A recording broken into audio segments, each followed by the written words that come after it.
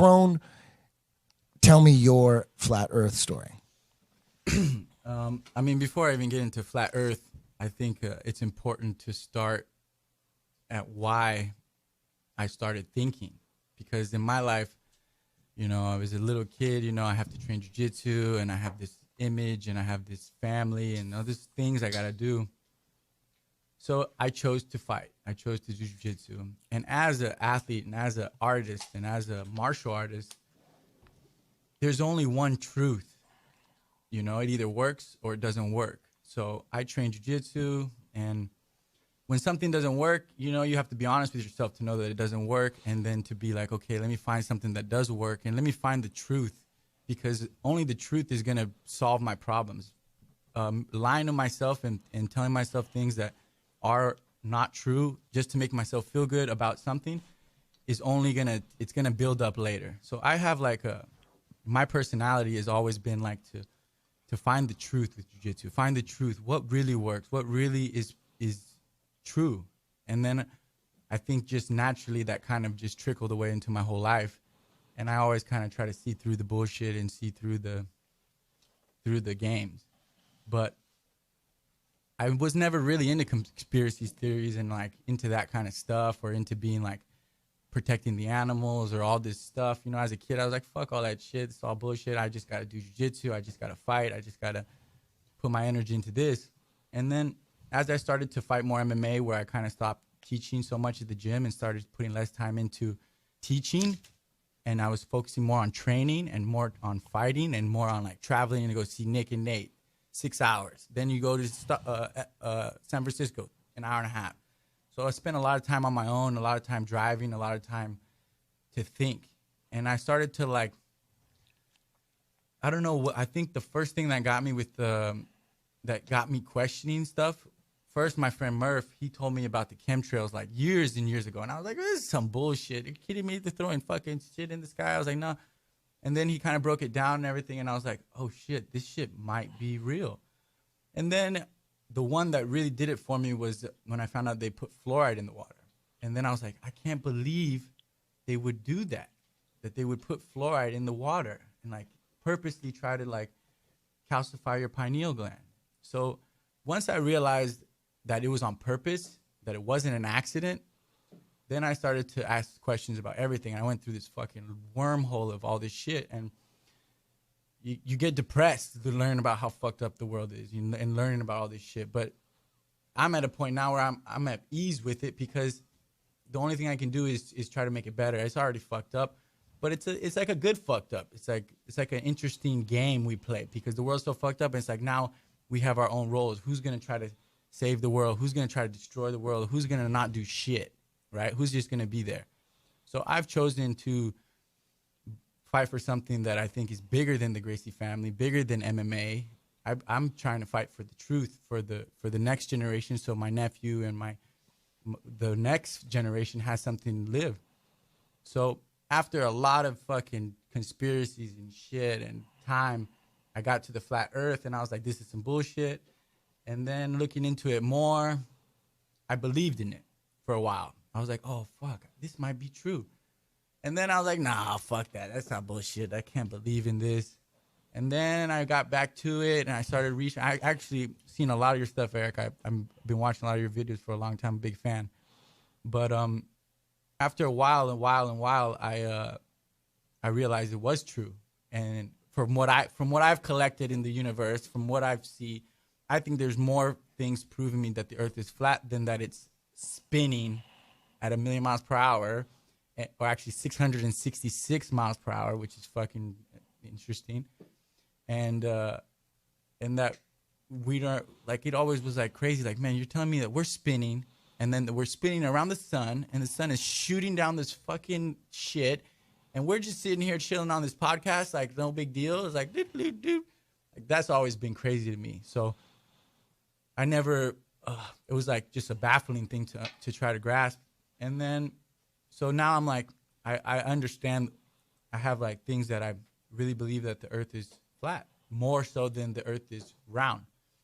And so I'm like that. I'm at that stage where I don't want to be the one to like be like, oh, you guys have to fucking believe the earth is flat, because that doesn't do anything either. I think that we all just need to understand that the more we spark the truth, it takes time, you know, to get to somewhere where the things that I know, it takes time. It doesn't mean that it won't happen. It just takes time. So it's like, first you got to get into the moon landing. If you don't believe in that, then you got to research that. Would this be better if you were Kron Anderson? It is what it is, you know, and I am who I am because I am who I am throughout my life.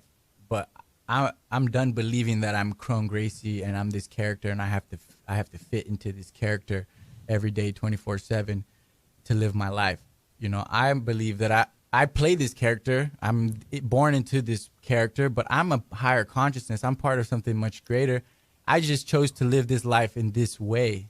So the pressure was like my whole life. When I was a little kid, listening to my dad and the manipulation and the pressure, I got tricked into becoming a martial artist and fighting. It was like my brother passed away right at the time, and right before he passed away, he's like, go do jujitsu, and like pushing me, and then he passed away. So I'm like, fuck, I have the pressure now, not only on my brother, but on my father. I'm the only son. So I just went full force, manipulated, and I just went heads in. And I liked it, and I did it, and I enjoyed it, and it was like what it was. And then I got to a point where I realized I was killing myself trying to live up to my father's expectations and up to my brother's expectations, which don't matter. What matters is how I feel. I know my brother loves me. I know my dad loves me. And if they don't because I do or don't win, then fuck them. It doesn't matter. But I know that doesn't matter because they love me no matter what. You know, my brother, he's looking down on me no matter what I'm doing is good. My dad the same way. But I think that now, after competing my whole life, I get to a point with fighting that I'm like, I have no pressure, actually. Right now, I have the least pressure I ever had. That's why I feel like I don't have to fight. Because even though whatever happens may happen, but I don't feel like I have this pressure to represent because I'm already representing. I represented since the day I was born. I represent more than many in my generation. And now I'm like, man, if I'm going to do this fighting thing, I got to do it because I like to do it, because I enjoy it, because I feel something in my heart. I like training. I like getting to myself, like, to these limits. I like doing all these things that are around. I like the people that are around. I like training with Nick Diaz, with Nate Diaz. I like traveling. I like having free time. So I like everything around fighting, but I don't like the actual fact of going into a ring and fighting for my life, period. I will do that because I'm not afraid of it. I'm not afraid of myself. I'm not afraid of my opponent. I'm not afraid of dying. I'm not afraid.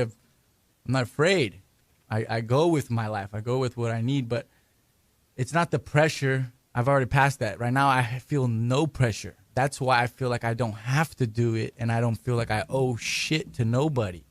So because I'm so free, I have a chance to see, like, what the fuck does it make me feel good? What makes me feel good in my life? And coming on this podcast and telling people the way I feel about something that everybody's ridiculed and everybody's just so ignorant about, it makes me feel happy. Like, I fucking already feel happy right now. I'm like, man, this is something great. Because if I die tomorrow, jiu-jitsu is great and everything, and my fighting is great or whatever, but we are all on the same plane here, and we all need to work together to evolve ourselves consciously and to evolve ourselves in a living space and understand, like, yeah, I want to be a good person, but being a good person and doing bad things don't make sense. But being a good person in every action, every attitude, you're looking to be a better person. You're looking to follow your intuition. You're looking to feel what feels right. I think that's what I'm about. So right now, I'm just living my life by feel. What do I feel right? Oh, I feel like fucking Eddie Bravo's on this podcast tomorrow. And let's talk to this fool. I didn't even know why I called you. I was like, dude, I have to call him. I'm getting messages from higher vibrations that are, I don't want to put my fucking all this, you know, like I could be a jiu-jitsu guy and a fighter and not have to say anything. But I don't believe that that's right. So I believe that whatever is controlling my thoughts is putting me in this direction, and now I'm in it full force. No matter where I go, I'm gonna put that in, and that's it. I believe in the truth, family. This world is in a time right now where everybody knows it's in need, and it's like I can't put, like, in my heart. I feel like I like jiu-jitsu and I like all this, you know, martial arts and all this exposure and all the money and everything that comes with fighting. But I feel like there's a bigger thing that we all need to do so that I can like have a higher consciousness, so that when I'm not fighting, I have something to work on. So I'm growing and I'm connecting with people and on a higher vibration. Really, I'm only about that. And I think that fighting is an intense vibration, but it's not a higher vibration. You know, when you step into that ring, you're going into the animalistic feel. I'm primal. I'm survival. It's not like a higher consciousness where you're like, fuck, I'm gonna be like enlightened. Yeah. You know, you don't get enlightened after a fight. You get a fucking scar, and then it's like, how are you going to deal with that? Are you going to trick yourself and tell you like it? You're going to trick yourself and say, oh, I like this. I like this shit. It's like, fuck, you got to be crazy if you like fighting. All right. And he comes to a very interesting point in one of his books where he says, okay, this is the way the real world is. He said, how is it that we collectivists, we elitists, how can we rule the world when at the same time we want to let the average person think that they're living in a, quote, democracy? And he answers the question brilliantly. He said, it's very simple. You've got to have two major political parties, and they'll both have the same major goals, the same basic fundamental principles, and they'll argue with each other on the surface with slogans and leadership and style and all of that sort of thing. He said, but we will control them both. There's the strategy. There's the whole scam behind this left-right paradigm. When you understand this history and this reality, you look at it and you say, well, yes, we've got a left wing and a right wing, but they're just opposite wings of the same ugly bird. And we have our cheerleaders, you know, the news commentators and the talk show hosts on the left and on the right, and they frame the debate.